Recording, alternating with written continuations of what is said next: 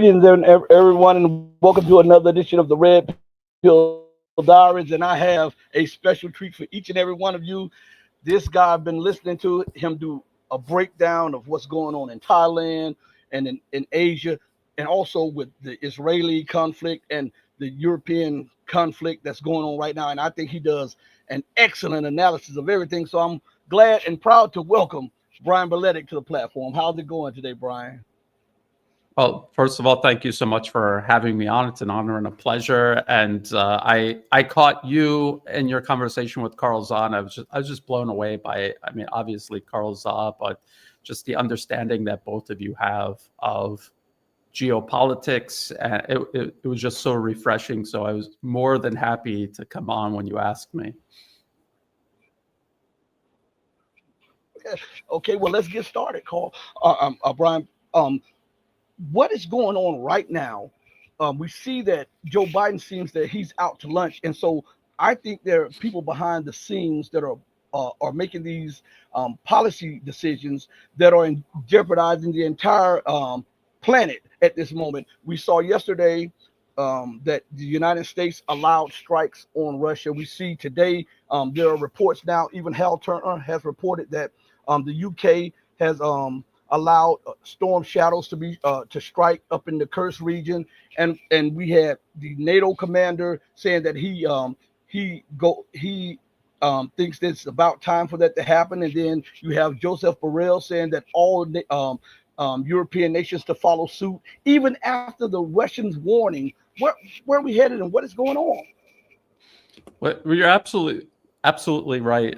U.S. President Joe Biden is out to lunch. He has been his entire administration, but luckily for him, the U.S. president really has no say in anything. It's more of a ceremonial position, and there is an unelected deep state, if you want to call it that presides over U.S. foreign policy, no matter who is in power, whether it's Biden, Trump before him, Obama before that, Bush Jr., and so on and so forth. So this conflict has been engineered for years and years.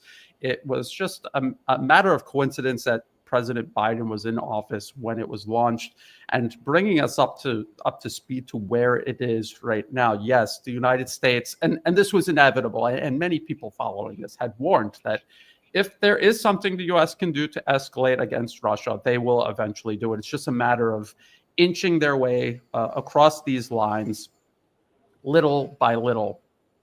There's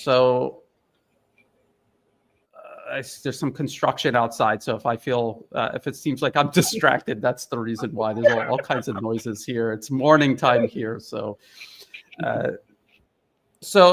they've authorized the use of ATACMS, and they predicated this decision on supposed claims that there are North Korean troops in Russia, not in Ukraine, in Russia, what is internationally recognized as Russian territory. But it's interesting that the first ATACMS strike took place in Bryansk, and we haven't heard of any even fake claims, baseless claims that there are North Korean troops in Bryansk. So this obviously has nothing to do with North Korean troops. That was just a pretext that they were using to justify something that I think they decided to do a long time ago, and they were just looking for the right time to do it. Now, the storm shadows, this was also inevitable. And I would say that the air-launched Taurus cruise missiles with a range, I believe, is up to 500 kilometers, so even further than the weapons being used right now. I believe it's only inevitable that those are eventually sent to Ukraine and used as well. It's just a matter of creating the conditions to do that. And so they have escalated. They have escalated further despite Russian warnings otherwise. And they from America's point of view, the worst that Russia can do is and end up in some kind of war with Europe, NATO in Europe. And who is going to suffer the consequences of that? Europe, not the United States, which is an ocean away, is basically on the other side of the planet, and in its mind, completely decoupled from the consequences of its own actions. And this is how they view foreign policy, and this is what's so dangerous about American foreign policy, is that they execute it through proxies that will take the full brunt of the consequences, and the U.S. will reap the full benefits, if any, of these policies. So this is why it's so dangerous. This is why I believe Russia is going to be very patient and very measured in their whatever decision they make to retaliate. They have many options to retaliate far short of open war with Europe, with NATO in Europe. So I think we should watch out for that. So just for an example, they could be transferring weapons covertly to other groups around the world that have the capability of striking at U.S. forces, say in the Middle East, giving Russia a degree of plausible deniability, making it very difficult for the U.S. to, you know, point directly at Russia. And so there are many things that Russia could do to make American foreign policy difficult without having to go to war. But it's extremely dangerous. As I pointed out, as many others have pointed out, the U.S. is in terminal decline.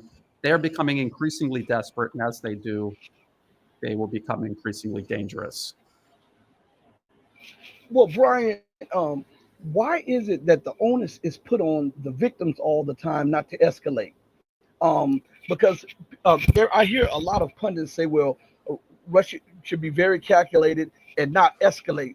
If I come and slap you and you slap me back, that's not escalation. That is uh, um, getting even. And even swap is not a swindle. So why should Russia tiptoe around response when the West is always out in public saying what they're going to do and how they're going to do it and what they're going to give and how they stand with Ukraine? They've already been at war with Russia and for the longest. So why should Russia tiptoe around this quote unquote might lead to World War III? But if they continue to allow the West to do what they do, they will only increase the intensity, as we have seen over the years.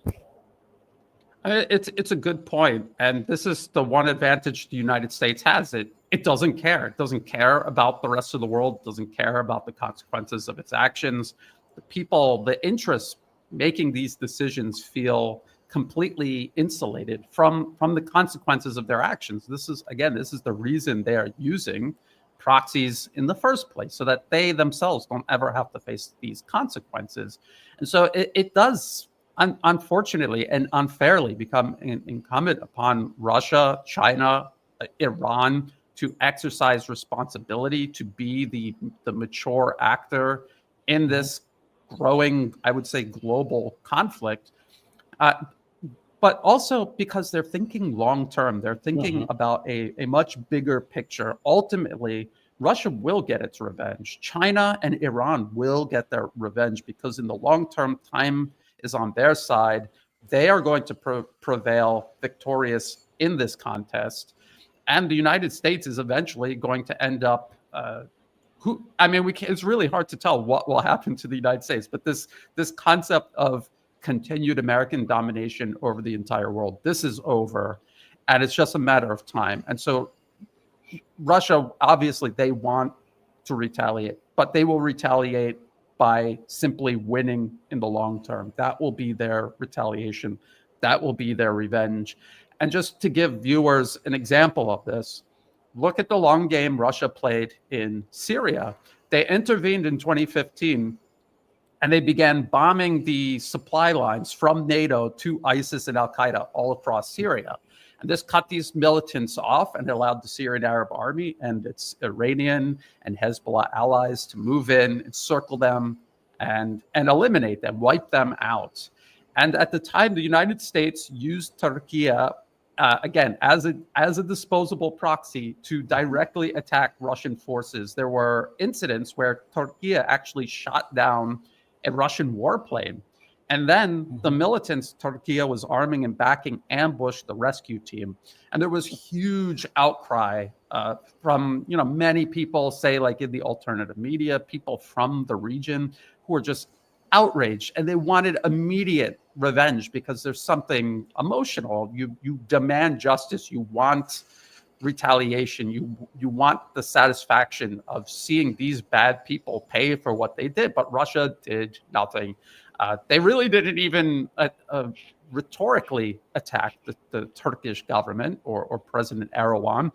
What they did, and then I think people might remember also the Russian ambassador to Turkey was murdered in Mhm. public on video, and yet Russia still did not retaliate. So what was their? So did they do nothing? No, they played the long game. They won the conflict in Syria. They forced the United States into a stalemate. U.S. forces are stranded in eastern Syria. Their position there becomes increasingly tenuous year by year. And inevitably, they're going to be pushed out of the region, and they will fail in Syria and they will fail in the Middle East. That is Russia's revenge. It's just in a much longer term timeline than I think a lot of people would like to see. They want to see instant revenge, but we have to think long term. It's a chess game. It's not a boxing match. It's not a game of checkers. It is a chess game on a global scale. So we have to think in those terms, and we have to think in four dimensions. The fourth dimension being time. Well, with that said, often people talk about the domestic politics in the United States and Great Britain and Europe. Russia also has domestic politics. What is it like, or do you have any inkling of an idea of the outcries in Russia from the people in Russia about what is going on, and do they want the Russian government to hit hard and hit in the open? I mean that's the thing, though. Yes, the Russian public is extremely angry, and this is based on Western polling of the Russian public. When they were backing these Ukrainian drone strikes on Moscow, it turned out all this was doing was creating greater and broader and deeper public support for Moscow in terms of the special military operation. So yes, while people want to see immediate revenge, if anything, they want President Putin to push harder. They want him to go further with the special military operation. So this provides political capital for Moscow. Moscow is obviously, they're not going to listen to the Russian people in terms of let's do this instantly, let's get instant revenge, but they will do things to continue advancing this in their favor, expanding it as necessary. And I think the Russian people, historically, and just in terms of the structure of Russian society today, I think they're obviously angry, but I think in the back of their mind and in their heart, they realize patience is going to be the determining factor here. Well, there's a lot. We often, when we're looking at this situation that's going on in the Ukraine, a lot of people leave out a lot of chips. America is not just hitting Russia in Ukraine and on Russia's periphery. They're in the Central Asian states of the former Soviet Union. They're in Armenia, trying to reorientate Armenia. They are putting pressure on Georgia. They're in the Horn of Africa, training separatists and terrorists. I mean, this is a full court press against Russia. How can Russia alleviate, and how can China alleviate this pressure that the empire continues to bring to bear on top of them? This is a very important point that I think a lot of people out there miss, is that it isn't just Ukraine and it isn't just Russia either. The United States is engaged in a global campaign to reassert primacy over the entire planet.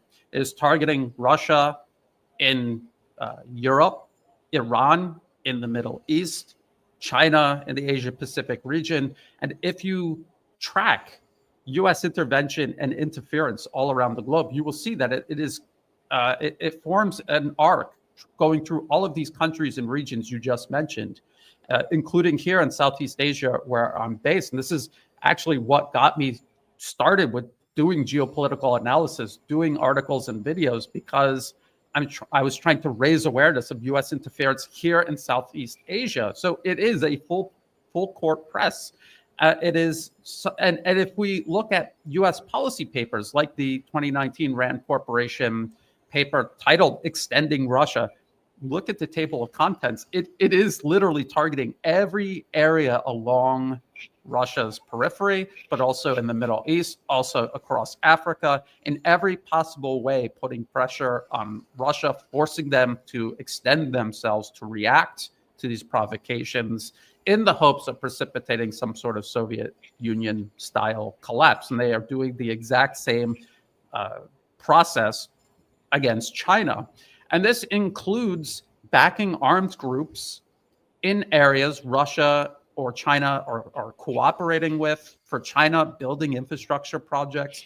They back militant groups that are physically killing Chinese citizens, Chinese engineers, and physically attacking projects that they are working on jointly with their partners, say in Pakistan or say in Myanmar, Thailand's neighbor to the west. So it is like a proxy war, a global proxy war already taking place, with Ukraine just being a more obvious outbreak of hostilities with, say, the island province of Taiwan, or this conflict the U.S. is creating in the South China Sea between the Philippines and China. These are the more obvious examples of this, but they have many smaller conflicts that are off everybody's radar. Every time U.S.-backed militants in Baluchistan in southwest Pakistan kill people and attack Chinese-backed infrastructure, people hardly notice it. And when you read articles about it, this connection between this U.S. campaign to encircle and contain China, this connection is never made. So to your question is, what can be done about this? Will Russia and China, Iran, need to continue investing in a multipolar world? They need to continue building up their partners, their neighbors. The more infrastructure and trade and development that takes place, the better able these countries themselves can defend against U.S. interference, U.S.-backed terrorism, other forms of violence and subversion. I believe that more effort needs to be put into the information space, securing information space in these targeted countries, in countries like Thailand, where I'm based, to protect information space as carefully as, say, a nation protects its airspace, its shores, its land borders. This is such an overlooked area. I think a lot of people around the world, not in Russia or China, they understand this, but I think a lot of governments elsewhere kind of don't get that information space. If the US can infiltrate and take over your information space, they don't need to invade your country, because they can turn your own population against you. And we have seen this happen over and over and over again, where the US successfully poisons a country against not just the government, but against their own best interests. Look at what they did to Ukraine. They have convinced Ukraine to commit collective nationwide suicide, and that is what they're doing. They're doing it in Taiwan, even though Taiwan's not a country. They're doing it in the Philippines to a large degree. They have succeeded in doing it here in Thailand. If you talk to young people, they're completely brainwashed. So this is something that absolutely needs to be done, I think. Yes, Russia and China need to continue helping their partners in terms of military defense, but also extend that concept of defense into the information space. It's so important. It's still being neglected, and that is something that they can do to push back against this full court press that the U.S. is pursuing. And Brian, why do you think that people can't connect the dots? Because when they look at the situation with the Ukraine, and as you and I were just discussing about the multiple areas of conflict that are going on, they disassociate what's going on in Syria and what's going on with Iran with what's going on with China and the United States, and what's going on with the United States and Russia. And we know that they had a hit list of 7 nations in 5 years. They wanted to get, and those nations happen to be trading partners with both Russia and China. They happen to acquire a lot of weaponry from both those nations. So if America bombs those and take over those nations, she controls the pipelines, she controls their resources, and then she can reorient their military to buy weapons from the U.S. and here set up maintenance contracts and upgrade contracts. And then when we look at Syria, one of the main things in the Syrian theater of war is that Rafik Hariri's death, and how the United States used him up and until he was no longer useful, and they assassinated him. Then they put the information war against Syria and forced the Syrian forces to pull out of Lebanon, which allowed Israel to move and do what she's doing to this very day. Had that not happened, Syrian forces would have had a forward position in Lebanon to prevent a lot of what is going on right now.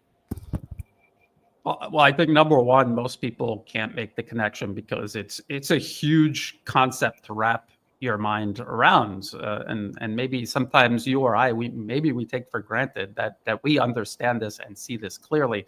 The problem a lot of people have is they're not doing analysis by actually looking at objective facts and looking at it from zero and building their understanding up with facts. A lot of people look at geopolitics through the lens of ideology or political proclivities or something along those lines. There's prejudices that really cloud people's ability to see things clearly. I will see a lot of people, even in my own comment section, say, Brian, you're 100% right about what's going on in Ukraine. You've been right for 3 years straight without a single mistake, which isn't true because I have made mistakes. But you're totally wrong, Brian. You're 100% wrong about China. China is our enemy. They're horrible. They're killing the Uyghurs. They're doing this, that, the other thing. Verbatim repeating the same U.S. State Department they know for a fact is lying to them about Russia and Ukraine. They will verbatim repeat what the U.S. State Department says about China, about social credit scores, about infiltrating the United States. And it just blows my mind that they, on one hand, see the State Department lying to them about, and they know it. They know they're being lied to. And then at the next second, without missing a beat, they believe everything the U.S. says about China. Why is that? And I believe a lot of it comes down to Russians kind of look like Westerners, a lot of Westerners, and they can sympathize with them. But China, they're a non-white nation that is surpassing not just America, the collective West, in a way that is unprecedented and irreversible. And they're having a panic attack by it, and they're willing to believe anything told to them that is negative about China because of their own prejudice against China to begin with. So that's why they're willing to believe anything the U.S. says about China, because of their own prejudice clouding their ability to see through those lies that they should otherwise be able to easily detect and be opposed to. I've seen the same thing happen here in Thailand. A lot of left-leaning Westerners understand what the U.S. is doing, even understand what the U.S. is doing to both Russia and China. But then when it comes to Thailand, because there is a monarchy and a powerful independent military institution, they automatically write it off as right-wing and somehow aligned with the United States, even though China right now is Thailand's largest, most important ally across all dominions, economics, military, diplomatic. The monarchy itself has a close connection with China. They travel, the royal family travels to China. The one very well-liked princess here in Thailand speaks Mandarin. And so left-leaning people, again, through the clouded lens of ideology, they completely miss what is actually happening in Thailand because they see an opposition that seems superficially left-leaning, and so they just back it without following the money, without due diligence, looking at who is really supporting. If they did, they would see it's the National Endowment for Democracy. So it surely has nothing to do with any sort of genuine left-leaning ideas or ideologies. It's just using that as a smokescreen for what is essentially American imperialism, modern day imperialism in action. So you could do this with almost every point of contention around the globe. You can see the pathology of why people are not getting it, not putting this picture together. The alternative media, to a large degree, is guilty of it because people in the alternative media may have their own pet political proclivities that cloud their ability to see it objectively. So they feed into this. And the U.S. understands this, and they take full advantage of it. A lot of the mainstream media has kind of fallen back. They've left the front line. They've fallen back to prepared positions that are deliberately dressed up to look like alternative media. There's a lot of Yeah. examples out there, like Breitbart, for example. There's literally any defunded media outlets that try to pose as alternative media, like Coda Story, which some people may never have heard of. So that's the game that's being played. People have to stick to first principles. First principles means whenever you're confronted with any sort of subject that you want to understand, get a clean piece of paper out and build an objective understanding of it based on facts only, not ideology, not historical preconceptions, just facts that you can verify from primary sources.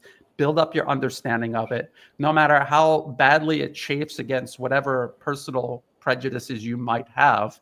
And that is how you can connect all of these dots and see the picture clearly. That's what I try to do, especially when it concerns the West Asian conflict that's going on right now. And I tell everybody when I'm reading this stuff to you, I'm reading it off of the UN website. I'm reading UN law, UN mandates, and why would you get mad at me for reading to you what you said that you wanted to hear? If you want facts, here are the facts. When we look at this, I hear a lot of people say, well, Israel has the right to exist. Okay, but doesn't the Palestinians have the right to exist? They say, well, Hamas is the cause of this, or Hezbollah is the cause of this, but the UN said that Israel had been in violation of all of these international laws that had to have America's blessing to pass. And Yes. so nobody holds the US or Israel to account for violating international law. But if Saddam Hussein did it, he must go. If Gaddafi did it, he must go. If Assad did it, he must go. Why do you believe that? And I'm not talking about the mainstream media, but the alternative media allows for such trappings to take place. I'm glad you brought this up because I forgot the worst, most distorting lens people see things through, and that is emotions. Emotions. And Israel is like it just opens the rawest nerve on both sides. People, I cannot talk to people who are obsessed with Israel, either against Israel or for Israel. You cannot talk to them. They cannot be reasoned with because the emotions are running so high. Israel deliberately does things to provoke an emotional response. They bulldoze, they'll bury an elderly couple under their own house specifically to provoke a blood rage across the global public. They do that on purpose because if you are in a blood rage, you're not thinking rationally, you're not thinking strategically, and you have become putty in their hands. This is military strategy 101. If you can get inside the head of your enemy, you will win. You will provoke them and you will dictate to them what they do before they even realize what they are doing. So Israel's the perfect example. If you get out a clean piece of paper, I mean, I literally have a notebook with me at all times with clean pieces of paper to do this. I still do this. Israel was created as a proxy of first British imperial ambitions in the region, and then America inherited it. And I hear from people all the time that Israel somehow controls the United States. Israel, with 1/35th the population of the U.S. and 1/50th the GDP, and they cite AIPAC, and AIPAC is a lobbying organization, spends lots of money in Washington. But if you add up just the arms industry, the US-based arms industry alone, it's lobbying. And lobbying is not the only way the US-based arms industry influences Washington. I can guarantee you that. It dwarfs whatever money Israel is spending. So AIPAC exists because it exists in parallel with the unelected special interests that already control the United States, controlled the United States before Israel even existed. So people have to understand that if you think rationally about it, this little tiny stunted, because Israel has a right to exist because it's just been there. People have been born there. What you really make a hard case, especially under international law, to eliminate it. But like you said, so does Palestine. There's supposed to be a two-state solution. And if there was a two-state solution and everyone agreed to it and actually worked to implement it, this problem would be resolved. If the U.S. stopped backing the current administration in Israel, alternative circles of interest in Israel, because not everyone in Israel supports what the current government is doing. Not by a long shot. There's a lot of people who are out in the streets protesting what the Israeli government is doing. If the U.S. simply stopped using Israel as a proxy, this whole problem would go away. I always hear people say this has been going on since the beginning of time. No, it hasn't. Jews, Muslims, Christians coexist in the Middle East right now. Outside of Israel, and they had for centuries before the creation of Israel, including in the area that was Palestine before they just plopped a bunch of Europeans there and created Israel. So it's complicated. People have to understand it clearly. They have to remove emotions out of it. People think that I have no emotions at all when it comes to Israel, but I understand the blood rage because I suffer from it. When I watch videos of Israeli soldiers brutalizing the Palestinian people, people see me when I'm doing my videos and I'm so calm. But they didn't see me before I hit the record button. So they have no idea what they, and you could ask my wife the process that I go through to calm down so that I can record. So I understand it, and I empathize with people's emotions. I'm not saying that you shouldn't have emotions, but it clouds your judgment. It clouds your ability to reason and see things clearly. And with Israel, most of all, because they most of all work to cloud your judgment with emotion by doing things deliberately provocative. Bombing hospitals, for what purpose could you have for bombing a hospital other than to provoke people and blind them and force governments in the region who know time is on their side, force their hand to intervene and escalate the situation. The U.S. wants wider war in the Middle East. Everybody else there wants peace and stability.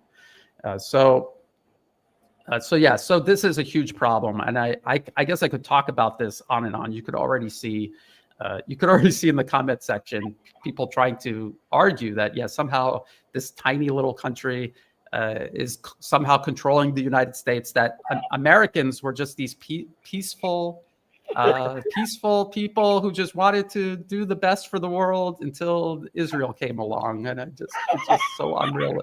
It's so unrealistic. I mean, it's just think about how the U.S. was created in the first place. Again, ages before Israel ever existed. They exterminated the indigenous population. And then they went on expanding their boundaries, including invading and conquering Hawaii. People don't realize this, but even as the U.S. claims China is trying to take over the Philippines used to literally be a colony of the United States. So I mean, this is America's history, and this had nothing to do with Israel or some sort of secret Jewish cabal controlling everything. It's a cop-out. People have to face reality. There are bad people everywhere, and you cannot just dump it all on one group of people. It's unrealistic. And if you have an unrealistic view of the world, if you really want to solve these problems, you need to clearly see what the problem is before you could even begin formulating a solution to it. I don't know. I'm all over the place on this because it's such a big topic. But I think people get the idea that especially with Israel, it's such an emotional issue. This is why people have such a hard time connecting it in a rational way to everything else that's going on. Well, do you think, speaking of Israel, because Israel continues to flaunt international law and is bombing Syria, Lebanon, Gaza, and the West Bank and Iran, do you believe that war can be avoided? Because I don't see how war can be avoided if the United States continues to allow this and continue to take part in this. Because my thoughts were this: when they killed Nasrallah and all of the other people that they killed, that this was pre-planned, and the United States positioned those bombs in Israel, positioned radars, and upgraded some of the warplanes, put tankers. everything. And at the time that Israel struck that area in Lebanon, there were AWACS flying, U.S. AWACS flying around, feeding information after negotiating with Nasrallah about bringing a cessation to the violence. And once he and his inner circle and some Iranians were let their guard down, they took him out. So this shows me that there is bigger motives behind the scenes, outside of the United States saying that they want a ceasefire, and Israel is saying that they're fighting Hamas and fighting terror. This shows me that there's a bigger plan behind what is going on to do that, because they did the exact same thing with Soleimani with Iran, inviting him to Iraq so that they wanted him to help come up with a plan to fight ISIS. And as soon as his plane arrived and he got in his motorcade, he and some top generals were killed. How can this not lead to war? This is what I'm saying, because it's continually the United States will say, don't escalate. They'll kill, they'll destroy. Israel will kill, they'll destroy. And then they'll say, okay, we'll negotiate, no escalation. How can that not eventually lead to war? It's a good point, and again, and you've laid it out perfectly. The United States is doing all but waging war openly across the region through Israel. It is using Israel in the exact same way it is using Ukraine right now in Eastern Europe against Russia. It is the exact same playbook. I mentioned the Rand Corporation extending Russia paper from 2019 earlier. There's another paper, the Brookings Institution's Which Path to Persia from 2009. Literally every option discussed in that paper back in 2009, the U.S. has implemented in one way or another, either having already done so or is in the middle of doing so, including provoking war with Iran itself. So that is what they're doing. They're trying to do it in such a way that it looks like Iran was the one provoking the conflict. So they'll do everything to, and they say this in the paper, we will do these things to Iran and we will provoke a response from them, and we will convince the world that Iran was the provocateur. This is spelled out almost verbatim in the paper that this is their plan. And this is exactly what they're doing. And I've told many people, please read that paper.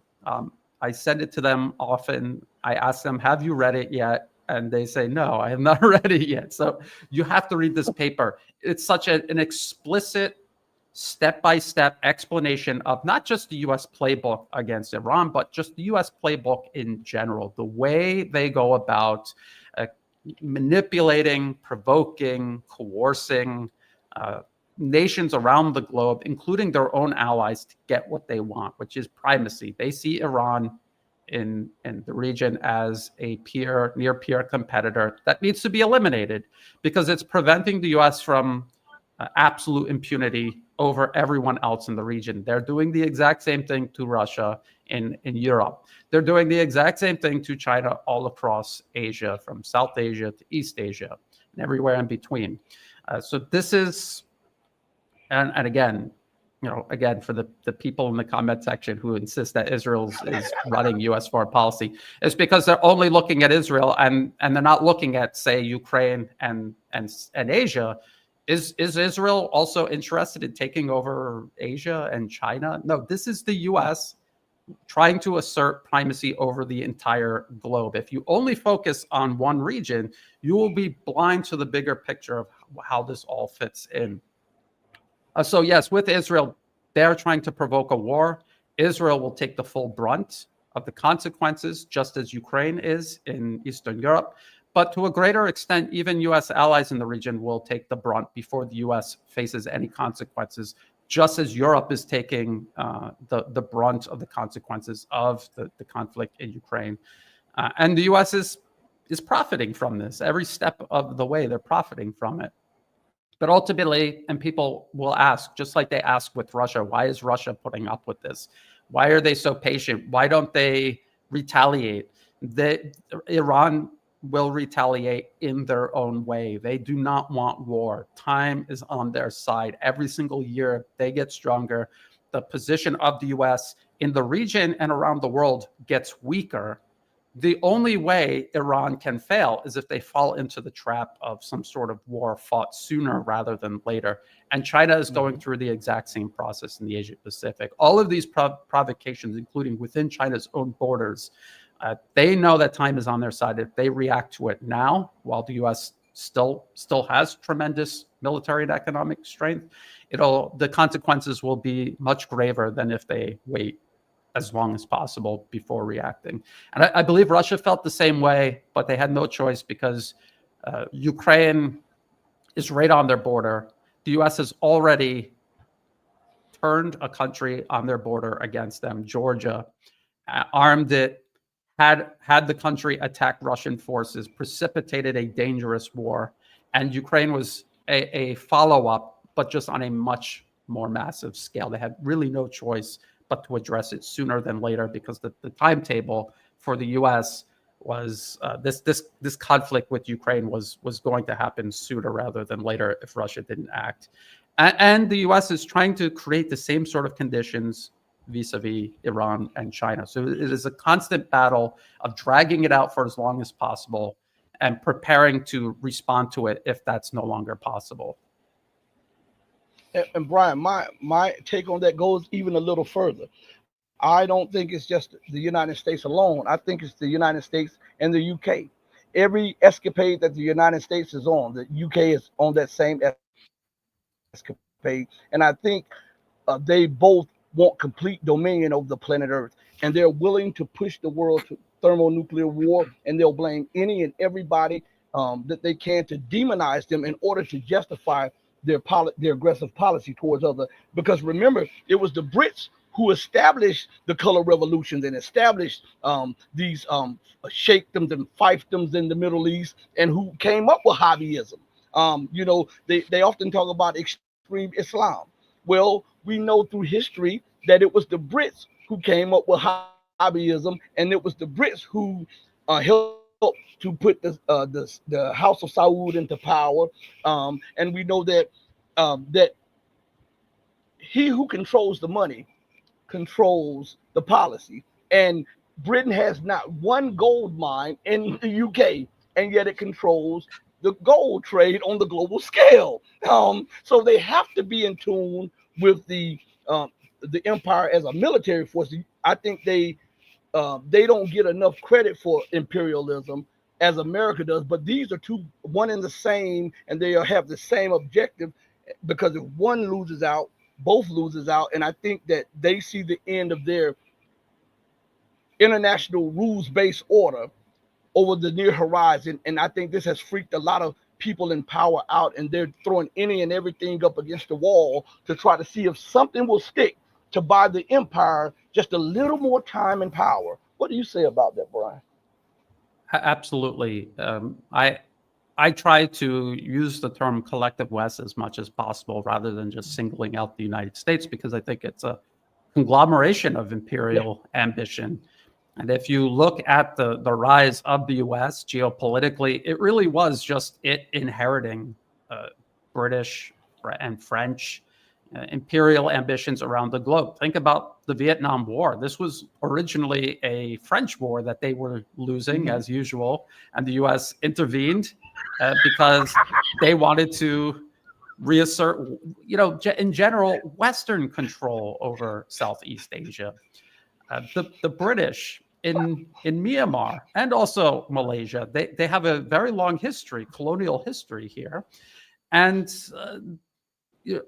these countries after World War II, because Britain, it is a fading imperial power. It has nowhere near the type of clout and influence it used to have, but it still has ambitions. It laid this groundwork that the U.S. did just take up. You were mentioning all of these networks and approaches and even factions, Wahhabism, the Muslim Brotherhood also, that the British Empire created for British imperial ambitions.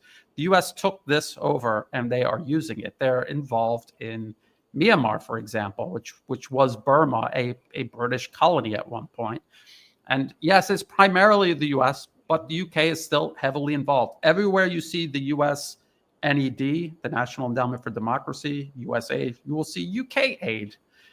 also involved. And you will see the British embassy, and this isn't just Britain as a politically captured proxy of the U.S. They're doing this willingly. The ruling class, the special interests in the UK are congruent with those in the U.S. So yes, that is definitely a factor, and yes, Western collective West, their grip on primacy around the globe is fading. And I've talked about this a lot about how, say, the rise of China. China is a nation which has companies, industries, state-owned enterprises that put purpose above profit. The United States puts profit over purpose. And this alone has created so many problems for the US, even in achieving its own desire of global primacy. It's also just a matter of numbers and just being realistic. Just China alone, saying nothing of the multipolar world it is investing in. China alone has a population 4 to 5 times greater than the United States. They have newer and better infrastructure than the United States, has the largest high-speed rail network on planet Earth. The U.S. doesn't. I mean, they say they have they have like 55 miles of high-speed rail somewhere in the Northeast. But look at that compared to Chinese high-speed rail, and then tell me that it's comparable. It isn't. So China has all of these advantages. They graduate millions every single year, millions more in science, technology, engineering, mathematics. They have built up a global relationship with other nations built on trade, built on infrastructure, built on transportation to facilitate all of this. The United States isn't doing anything even remotely close to this. They're not even close to competing with China. They have no way of competing with China. We remember the many, many attempts by the U.S. to compete with the Chinese Belt and Road Initiative, which I'm in a country that is working together with China on the Belt and Road Initiative and adjacent projects. And I can see the difference that it has made positively for the people here in this country, for my own life and my family personally, compared to what this country was when the U.S. dominated. I've been here for over 20 years now, and I was here right as U.S. primacy over the region, including this country, was fading, and China's influence began rising to the point where now China has far more influence and positive relations with this region than the U.S. does. If you look at, there's tools online that you can look at, the Harvard University Atlas for Economic Complexity, and they have a timeline function. You can slide it all the way back to the 1990s, and you can see how most countries in the world were primarily trading with the United States. And if you slide it back to today, you see how it has completely flipped. It is China. China is the largest trade partner for all of these countries. So it has transformed. The world is transforming. The imperialism and the pursuit of profit over purpose doesn't work anymore.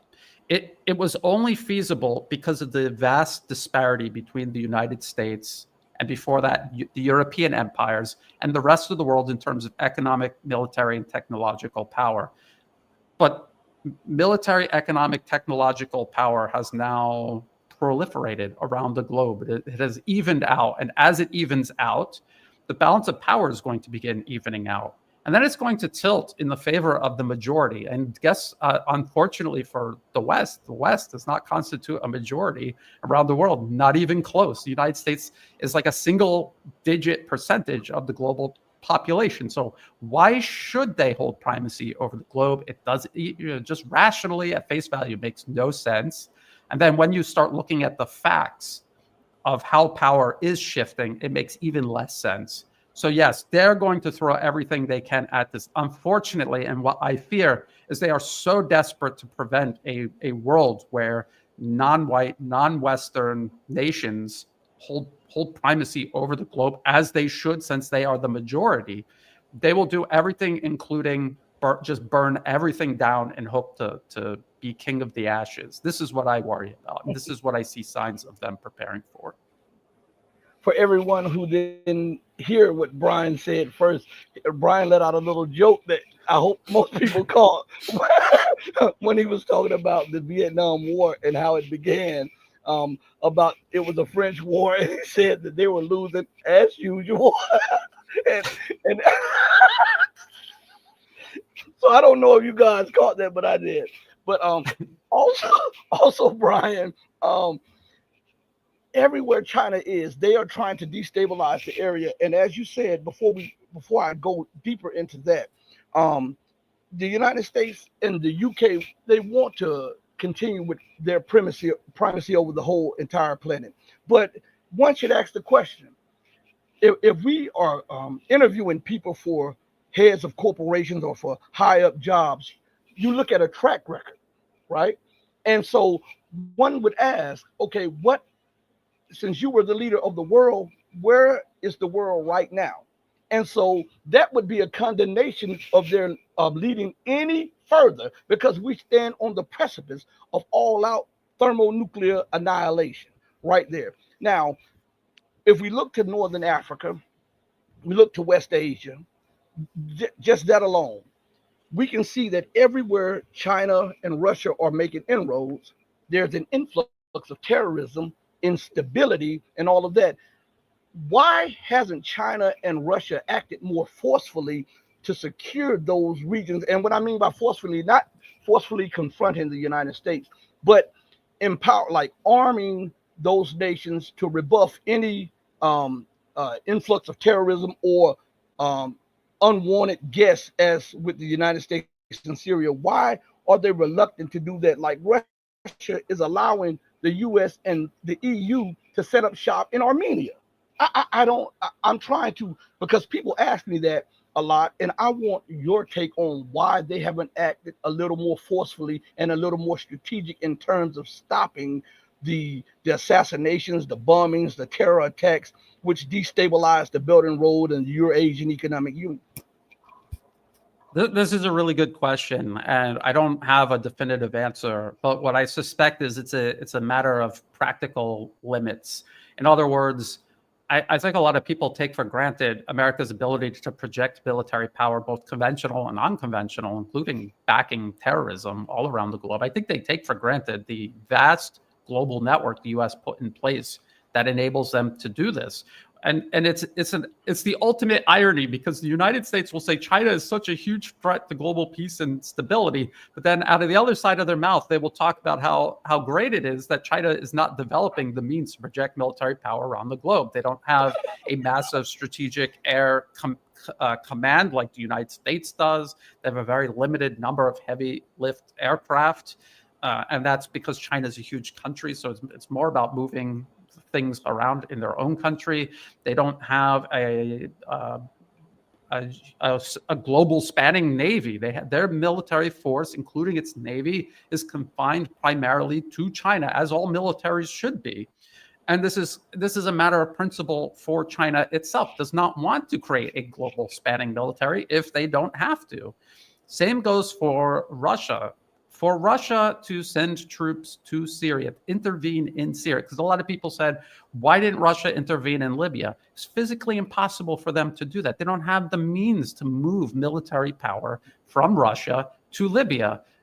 Syria was a special case. It was an exception because there was a pre-existing Soviet era base there, a port and an airfield.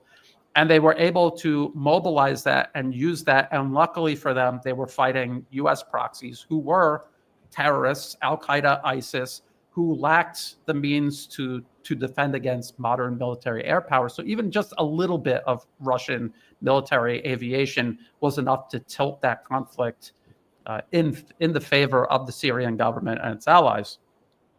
But considering how global spanning U.S. interference is, I've been studying the National Endowment for Democracy for years. I've tried to expose what it does all around the globe. It is so massive. It is so deeply entrenched in every single country. For example, just here in Thailand alone, they control the media space, the information space, the academic space. They are infiltrating the legal system. They have entire political parties dominating Thailand's political system, so-called and again, Western style democracy imposed on Thailand as part of European and American imperialism throughout time. This has been imposed on countries. It is not a means of self-determination. It is a means of control, and it's a means that the U.S. is very easily able to hijack.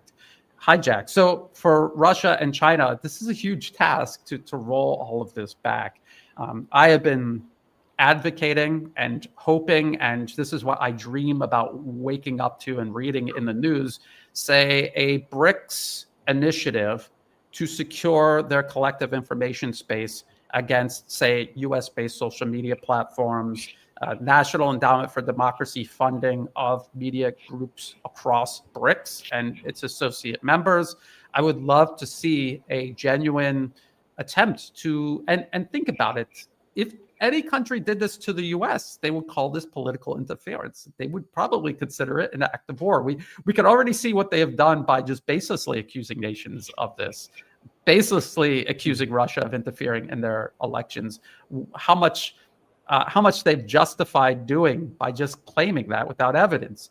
The U.S. is actually doing this all around the world. So nations are justified in defending themselves against it. So it's something that can be done. I think it's something that needs to be done. We've seen exceptions where, say, I believe it was Kazakhstan, Russia deployed military forces there temporarily to basically quell a U.S.-backed violent attempt to seize the country, just as they did Ukraine in 2014. I think maybe China might be backing Pakistan finally in dealing with the U.S.-backed Baluchistan terrorist problem.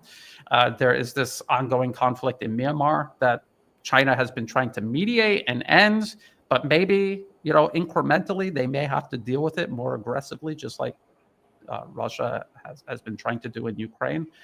But I ultimately, the short answer is I think it's practical limitations. I think they need to develop the means to do this and then pursue it.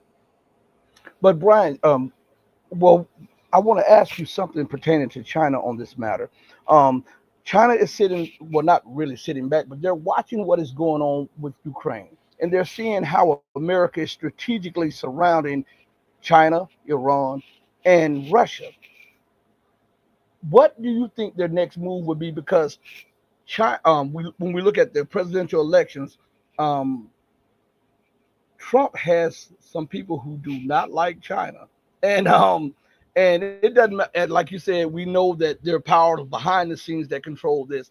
And I'm saying to people that there is no way that the United States will go into the night singing "Kumbaya" and allow China to fully surpass it without provoking a conflict. What do you say on that matter? That is the biggest danger. And although, and again, this is the theater that is U.S. politics. We remember the Trump administration, or I should say the Trump movement while he was out of office.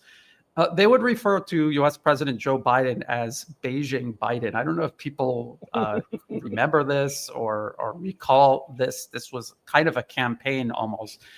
There's even a video on Donald Trump's YouTube channel called Beijing Biden, and it's this campaign ad accusing President Biden, his administration, of being complicit in the rise of China. In reality, under the last 4 years of the Biden administration, again, this was happening and was going to happen no matter who was in office. They have completely reconfigured the U.S. military solely to fight war with China. The U.S. Marine Corps has been, in an unprecedented manner, reconfigured to fight China. They had basically a mini national. The Marine Corps was like a mini national armed force. It had air power, sea power, land power. They had everything, and they were basically an emergency force that could do everything until the rest of the U.S. military could catch up. That was the whole point of the Marine Corps. And they undid all of that. They got rid of their tanks. They were cutting down land forces. And what they did was they replaced it with anti-shipping missile forces. And this is solely for the U.S. Marine Corps to participate in a war with China, not to defend American shores, but to fight China off its own coasts, to fight China at straits, that Chinese maritime shipping goes through. So this was all done under the Biden administration. Under the Biden administration, the U.S. Air Force adopted a strategy of taking all of its air bases in the Asia Pacific region and dispersing them amongst these smaller bases that they are now, right now, as we're talking, building or refurbishing all across the Asia Pacific region. And the reason they're doing this is so that when they provoke war with China and China retaliates, China will now have to strike a larger number of air bases to knock out U.S. military aviation in the Asia Pacific region. So all of this happened under Beijing Biden. Beijing Biden has been getting ready to go to war with Beijing. And now, just coincidentally, you have this extremely overtly anti-China administration coming into power. So it was all planned. It was all planned. It transcended presidential administrations, despite the theater to convince you otherwise. And this is exactly how the U.S. precipitated the proxy war with Russia and Ukraine. It went from Obama, actually went from Bush Jr., who attempted to overthrow Ukraine in 2004, to the Obama administration with the successful overthrow of Ukraine in 2014, the Trump administration beginning the shipment of arms to Ukraine, which almost certainly convinced Russia they needed to launch their special military operation sooner rather than later, which eventually took place under the Biden administration, not because Russia didn't want to launch it under the Trump administration, but just because it takes 2 years to prepare a military operation that large. So this is the exact same process playing out against China. And you're right, they would rather go to war. They would rather feed Taiwan and the Philippines into the wood chipper of U.S. proxy war, just as they're doing with Ukraine, than just admit that, yes, China is bigger than us, they're stronger than us, and there's nothing we can do about it. We have to accept that. They won't accept that. They will burn the region to the ground before accepting that. Well, bro, I won't keep you much longer, but I want to ask you a few things on this level. There was a writing about a year and a half ago that said the United States had 12 to 18 months to prevent China's rise, or else it would be a total wash if Chinese military gets the jump on them in 18 months. Then we see as America goes through the nations, she steals the gold from Ukraine, she steals the gold from Libya, she tries to steal the gold from Syria, but that was blocked because the empire, the British U.S. empire, is in such a desperate state of debt. Do you think that now they're not thinking rational? Because when we look at an article, even came out by the Business Insider, and it says that this was the minimum. The Chinese shipbuilding capacity was at least 232 times greater than the United States, and could be upwards of 500 times greater. So how can any rational military advisor, politician, or strategist want to go to war off Beijing's coast? Because if the ships are sunk, it may take you 3 to 4 years to build one, and China will have 30 in a matter of about a year and a half. So it seems to me that nobody is thinking rational, and the Western world is in bizarro land. Well, I mean, America imagines that they'll go to war with China. They will target the continental China. They will strike at its shipyards. It will destroy all of this, which I think is a tall order, because back in reality, Russia has launched 4,000 missiles a year at Ukraine, and they have devastated Ukraine. And yet you can see how difficult it is, even with that amount of missiles, to fully and completely knock out Ukraine. And that's Ukraine. We're not talking about China with 1.4 billion people who have a very keen understanding of recent history, the humiliation they suffered at the hands of the United States, the British, the French, Europe in general, the century of humiliation. Carl Zah, I'm sure he talked about this in his conversation with you. They understand this. They're hardworking, they're well organized, they're motivated, and they will rebuild. And I don't think the U.S. has or ever will have enough missiles to knock out China and keep it knocked out. And just as you mentioned, even if you wiped the slate clean in China, they will be able to rebuild faster than you will be able to expand what you have, even if China doesn't fire a single missile at the United States, at any of America's industries. This is a huge problem the US has. You're talking about being rational. The whole idea of global primacy is in itself irrational, as a tiny percentage of the population controlling the entire planet, which only worked for centuries because of the disparity in terms of technology, economic, and military power. That disparity doesn't exist anymore. So it is utterly, completely irrational to continue pursuing primacy that can only be achieved through that disparity.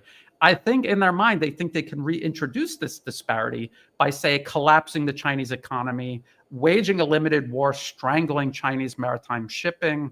And this is all they talk about in their policy papers. But yes, in theory, that's possible, but the means of doing it makes it less possible, considering the number of missiles, say, Russia is using on Ukraine, the fact that that conflict is continuing, the fact that the US doesn't even have a fraction of that many missiles to use against a much larger and more determined China. So this is where we are. It is, I would say it is insanity. When I listen to not just politicians in Washington parroting what the actual makers of US foreign policy say, but when I actually read the policy papers themselves, they are detached from reality. And these are the same people who had for 2 years now said that Russia is losing this conflict in Ukraine. They had convinced themselves that Russia was losing, that somehow America has some inherent superiority over its adversaries, including Russia, including China, especially China, because they're non-white, so they're even less. America is even more superior over China, but in reality, it's just simply, it's not true. And all the evidence is there to see, but they refuse to see it. This is the danger of delusion. It's the danger of having had so much power for so long and taking it for granted. And this has happened to every empire throughout history. It's happening now, except there's nuclear weapons involved, which makes it so much more dangerous. Two last questions for you. All right. First of all, how can they not reason? They're looking at the theater of war in the Ukrainian conflict. Russia has destroyed the Ukrainian army, which was the most well-equipped, well-armed army in Europe. They've done it 3 times and are doing it on the 4th go round. The United States and the entirety of NATO is being mopped up by the Russian forces. They can't provide enough missiles, ammo. So because Russia's military industrial output is way greater than the entirety of the West. So how can they truly believe that they can beat China when China's military and their production is so much greater? So I mean, how can you detach yourself from reality that much to not see what is right in front of you, like 2 inches or something? I mean, just from my personal experience, being an American from America, being in the military, there's always this sense of inherent superiority that Americans have, especially. And I know people don't like when I say this, but when white Americans, when we're talking about white Americans, they feel inherently superior. That means they are just granted better than everybody else. If you read U.S. policy papers, if you read even U.S. Department of Defense studies of the military industrial base in the United States, they are constantly talking about just this inherent ability for America to innovate. Chinese people can't innovate. They're automatons. They're like a swarm of locusts. And we, as Americans, as the West, as the white West, we have this ability to out-innovate anybody. So no, it doesn't matter how many Chinese there are. It doesn't matter how many ships they're making. It doesn't matter how many missiles they have. We will find a way to out-innovate them. We will find some magical wonder weapon that is going to negate all of these. It's not just advantages China has over the United States. It's a growing number of advantages, and each advantage in and of itself is growing month to month, really. And obviously year by year, and yet they're still utterly convinced of their inherent superiority and that ability to overcome China. And it's just not going to happen. And it's just like the Romans who believed in their own superiority over everyone else, including the barbarians. And it didn't dawn on them that they weren't superior until the barbarians were in Rome, basically carrying it away, and they were running away. And then they were like, well, maybe we're not superior, but too late. It was too late at that point to balance your place in the world in a rational, self-sustaining way. I talk about this a lot. Again, especially when people try to convince me that Israel is somehow controlling everything in the U.S. If you look at Israeli policy, just zoom in on Israel as a U.S. proxy or Ukraine. They're not pursuing policies conducive to their own self-preservation. They're starting wars that they obviously will never have a chance of winning. It will cost them even as they're fighting it, even if they don't provoke the reaction they're looking for. It's going to cost them severely. They're not developing themselves in a way that they could if they just focused on self-preservation. And then when you zoom out and you look at the U.S. itself, it's doing the exact same thing. The U.S. is just right. I mean, I remember it growing up there, how things have deteriorated. And I left the United States because I was in the military. I went overseas. And every time I came back, it was worse. It was much worse. Sometimes you don't realize it when you're living there. But when you leave and you come back, you're like, what is going on here? Then I had left to go to live in Asia permanently. And I came back maybe 3 years later. And it was just so much worse. Now I talk to people who used to argue with me that it's not happening, but it actually is happening so fast now that even people living there are like, yes, it's just definitely getting worse and worse and worse. Because the U.S. is pursuing policies that are not conducive to its own self-preservation. This is the folly of all empires throughout history, not recognizing their limits and striking a rational balance. And so it comes undone. It comes undone, and it's coming undone in the United States. And so I always end my articles and everything else with the hope that the United States, special interests in the U.S., maybe the American people can stop putting their money into these corporations on Wall Street controlling everything. Pay into alternatives in the United States, local alternatives. Transfer your money away from these people to alternative circles of interest that might actually want to build an America that has a healthy relationship with and alongside the rest of the world, rather than this generational obsession with imposing itself on the rest of the world, which is just a continuation of Western European imperialism that the U.S. inherited. That is my hope, but I always disparage people myself from putting stock in hope. I hope that happens, but I don't have a lot of faith that it will. Before the last question of the night, I see Incognito in the chat, and he says the U.S. still has nuke advantage over China. Then he says nuke advantage is everything. War is over in 24 hours. Well, China has the minimum amount. Their scientists and their military has the minimum amount of deterrence. And it doesn't matter if America has 10,000 weapons. You can only destroy the world one time over. And so China has done the math, and they have the credible amount of nuclear weapons to ravage the United States. So having more nuclear weapons, in my opinion, is only showing that you're more insane, because you can only destroy the world one time, and that money could be used for education. That money could be used to reinvigorate healthcare and all of this stuff, and building 5,000-10,000 nuclear weapons. What are you going to do with them? Once the first 100 or 200 are launched, what are you going to do with the rest of them? Because everybody will be dead. What I see you want to say something. Go ahead, Brian. Well, I mean, people don't realize but the U.S. is. I mean, it is in terms of foreign policy, in terms of special interests and foreign policy. It has been insane for quite a long time. So they're always talking about all of these other countries posing a danger with nuclear weapons to the world. They're the only country in the world to use them against another nation, and they did it twice. And they did it after Japan was already obviously completely defeated. They also seriously considered using nuclear weapons during the Korean War, They also considered using nuclear weapons during the Vietnam War because they were losing both of those wars. And they also considered nuclear strikes against China Hmm. itself.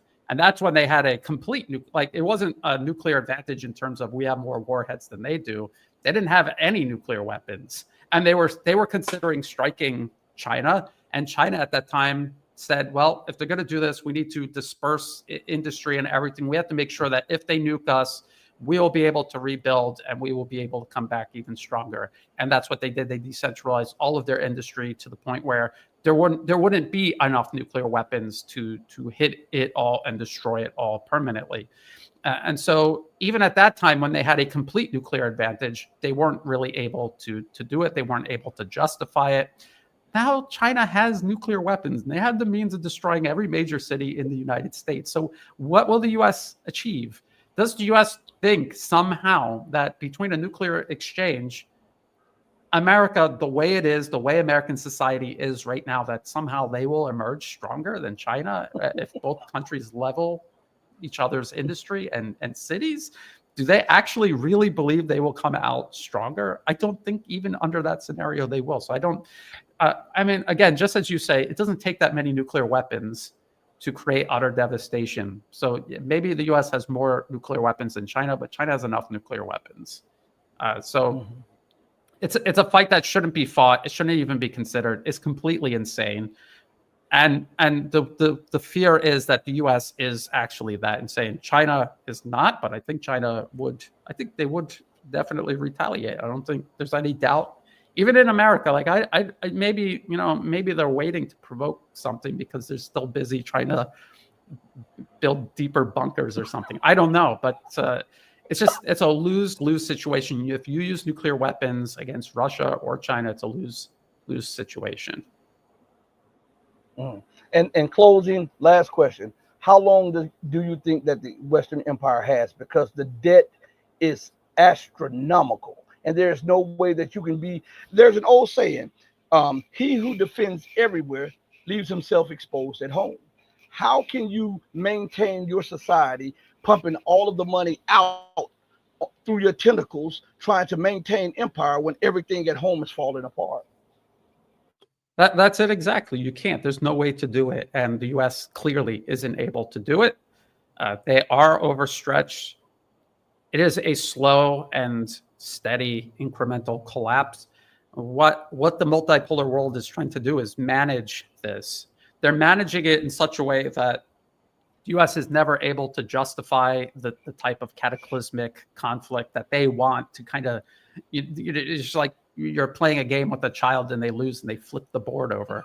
They're trying to keep this child calm to avoid the board being flipped. This is what they want. This is why they're being so patient. This is why they're willing to suffer humiliation, because to them, humiliation is preferable to annihilation or everything being zeroed out and having to start over again. They worked hard to build what they have, and they value human life, not just their own, but everyone's human life far more than the United States does. And I think that sounds alien to some people in the West.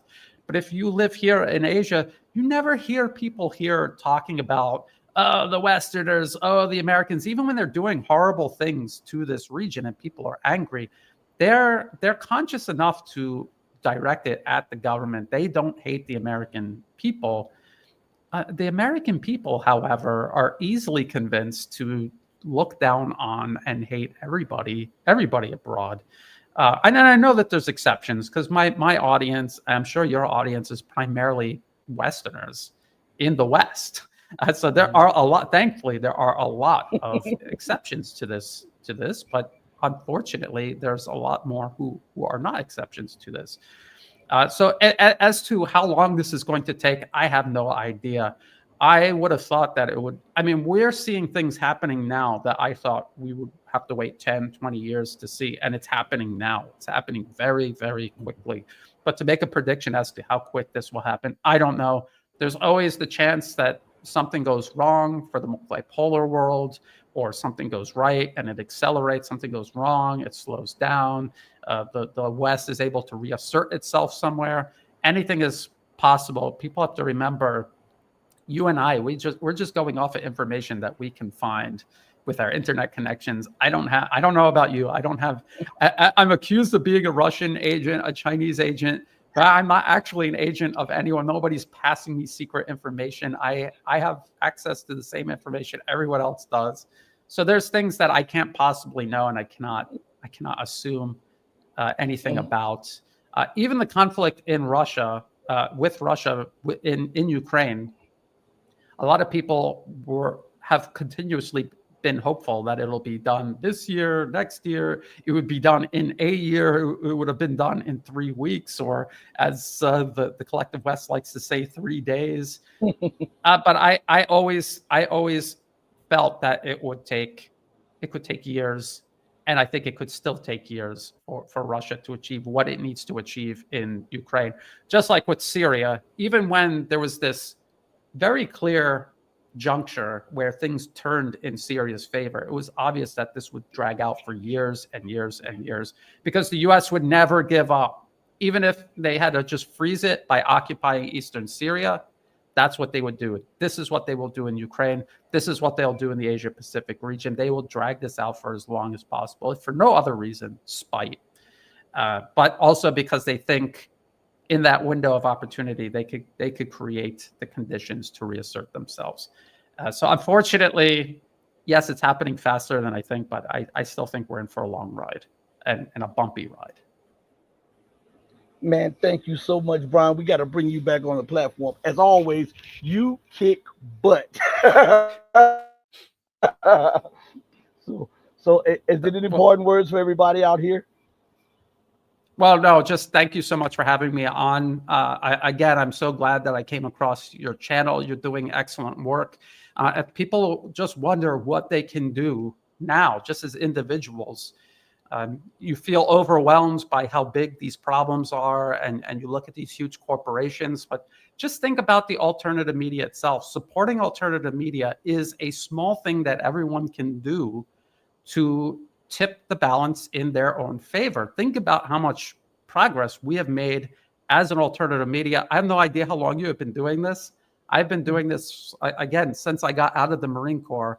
I began studying this, writing articles anonymously for about 10 years, and then doing videos. And just the amount of progress the alternative media has made, because I remember I used to be the only one talking about certain topics. Now there's many people talking about these topics, and it's great. It's great to see that. So people should support alternative media. They should support your channel. The more channels out there talking about these sort of topics, taking off the lenses of ideology and emotions and looking at this rationally and the big picture, the better. That is good for all of us. So again, thank you for having me. Thank you everyone for tuning in, and please support Rashid's channel as well. Thank you so much, everybody. In closing, I always say this: do right by others, not because there's any benefit in it or because anybody else is watching, but do right because it's the right thing to do. Always know that from the bottom of my heart to the depth of my soul, I love you if you love truth, but know that the love that I have for you will always pale in comparison to the love that God has for you. Until we next speak again, stay strong, stay true, but above all things, remember, stay righteous. Hey, mama, your baby boy loves you more than life. Deuces, everybody. We're out of here.